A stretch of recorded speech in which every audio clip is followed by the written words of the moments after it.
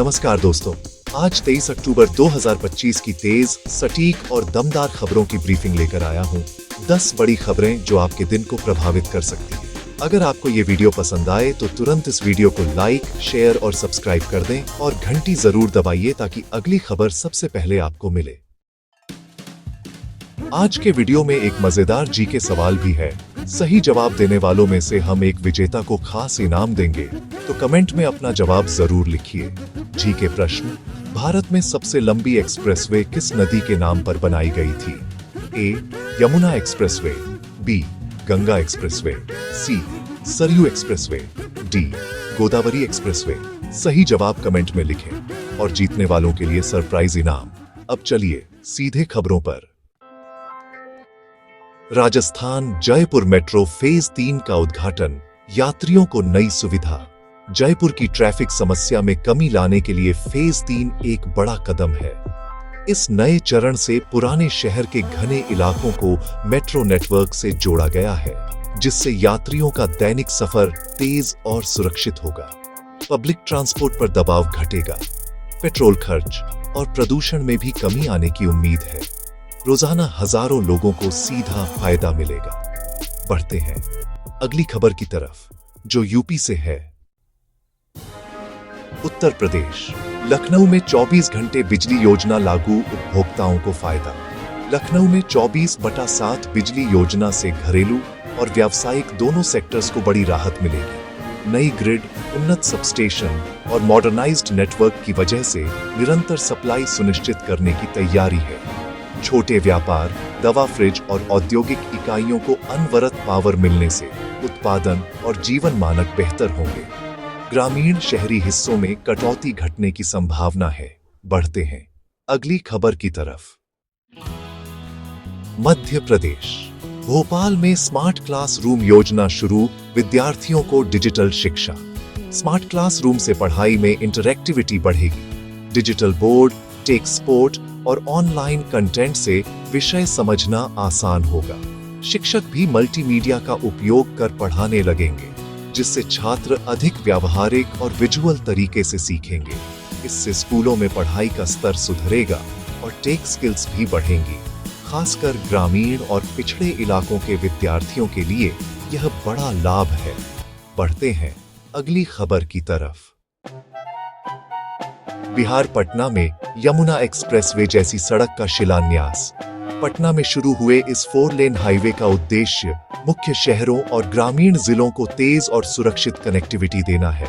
इससे माल परिवहन पर खर्च कम होगा और यात्रा समय घटेगा, जिससे आर्थिक गतिविधियों को बढ़ावा मिलेगा। नई सड़क से सड़क सुरक्षा मानक भी सुधरेंगे और प्रभावित इलाकों में व्यापार और टूरिज्म के अवसर बढ़ेंगे। बढ़ते हैं अगली खबर की तरफ। नेशनल पीएम ने किसानों के लिए नई डिजिटल सुविधा किसान सहज प्लेटफॉर्म लॉन्च किया। किसान सहज प्लेटफॉर्म छोटे और बड़े दोनों किसानों के लिए जानकारी का एक स्टॉप हब बनेगा। बाजार दर, मौसम अपडेट, सरकारी योजनाओं की डिटेल और कृषि सलाह एक जगह मिलेंगी। इससे बिचौलियों पर निर्भरता घटेगी और किसान बेहतर निर्णय ले पाएंगे। मोबाइल या वेब पर उपलब्धता तक पहुंच बढ़ाने से किसानों की आमदनी और प्रोडक्टिविटी में सुधार संभव है। बढ़ते हैं अगली खबर की तरफ। राजस्थान, जोधपुर में नो स्मोकिंग कैंपेन की शुरुआत। जोधपुर के नो स्मोकिंग अभियान का मकसद सार्वजनिक स्वास्थ्य को बढ़ावा देना और सार्वजनिक स्थानों पर धुएं से होने वाले नुकसान को रोकना है। बाजार, बस स्टैंड और भीड़ वाले स्थानों पर निगरानी और जुर्माने से अव्यावहारिक धूम्रपान घटने की उम्मीद है। जागरूकता कार्यक्रम और सख्त नियम मिलकर शहरी वातावरण को स्वच्छ बनाने में मदद करेंगे। बढ़ते हैं अगली खबर की तरफ। यूपी, गोरखपुर में बाढ़ राहत कार्य तेज। मुख्यमंत्री ने नदी किनारे इलाकों का दौरा किया। गोरखपुर में बाढ़ प्रभावित लोगों की बचाव और राहत कार्यों में प्रशासनिक सक्रियता बढ़ी है। रेस्क्यू टीमें, राहत शिविर, प्राथमिक चिकित्सा केंद्र तैनात किए गए हैं। मुख्यमंत्री के दौरे से राहत प्रयासों में तेजी और संसाधनों की उपलब्धता सुनिश्चित हुई। जल निकासी और टिकाऊ पुनर्वास योजनाओं पर भी ध्यान दिया जा रहा है ताकि प्रभावित परिवारों की जिंदगी जल्दी पटरी पर आए। पढ़ते हैं अगली खबर की तरफ। एमपी इंदौर हवाई अड्डे पर नई अंतर्राष्ट्रीय फ्लाइट सेवा शुरू। इंदौर में डायरेक्ट अंतर्राष्ट्रीय फ्लाइट शुरू होने से व्यापारिक और पर्यटन संबंध मजबूत होंगे। बिजनेस ट्रैवल का समय घटेगा और स्थानीय उद्योगों को नए बाजारों तक पहुंच मिलेगी।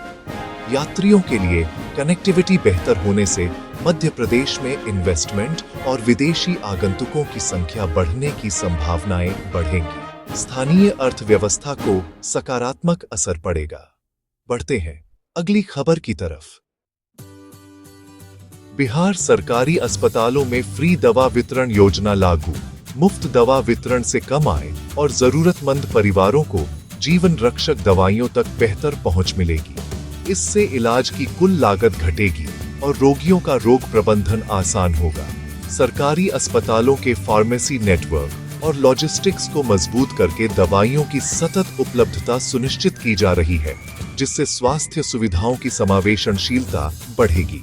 बढ़ते हैं अगली खबर की तरफ। नेशनल केंद्रीय गृह मंत्रालय का बड़ा आदेश। सभी स्कूलों में सुरक्षा ऑडिट अनिवार्य। यह आदेश बच्चों की सुरक्षा को सर्वोच्च प्राथमिकता देने का संकेत है। स्कूलों को 15 दिनों में सुरक्षा ऑडिट कराकर रिपोर्ट सबमिट करनी होगी। ऑडिट में प्रवेश निकास, अग्नि सुरक्षा, सीसीटीवी, स्टाफ ट्रेनिंग और इमरजेंसी प्लान शामिल होंगे। मानकों का पालन न करने पर कड़ी कार्रवाई हो सकती है। माता-पिता और समुदाय को भी सुरक्षा निगरानी में जोड़ने का सुझाव दिया जा रहा है।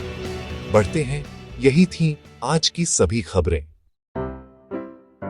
कैसी लगी आपको ये सारी खबरें? मुझे कमेंट्स में जरूर बताइए। अगर वीडियो अच्छा लगा हो तो इसे लाइक कीजिए और अगर आपने चैनल को सब्सक्राइब नहीं किया है तो अभी सब्सक्राइब कीजिए। साथ ही घंटी के निशान को दबाना मत भूलिएगा ताकि आपको हमारी हर नई वीडियो का नोटिफिकेशन सबसे पहले मिले। मैं फिर मिलूंगा ऐसी ही अच्छी और खास खबरों के साथ। तब तक के लिए जय श्री राम, जय हिंद, वंदे मातरम।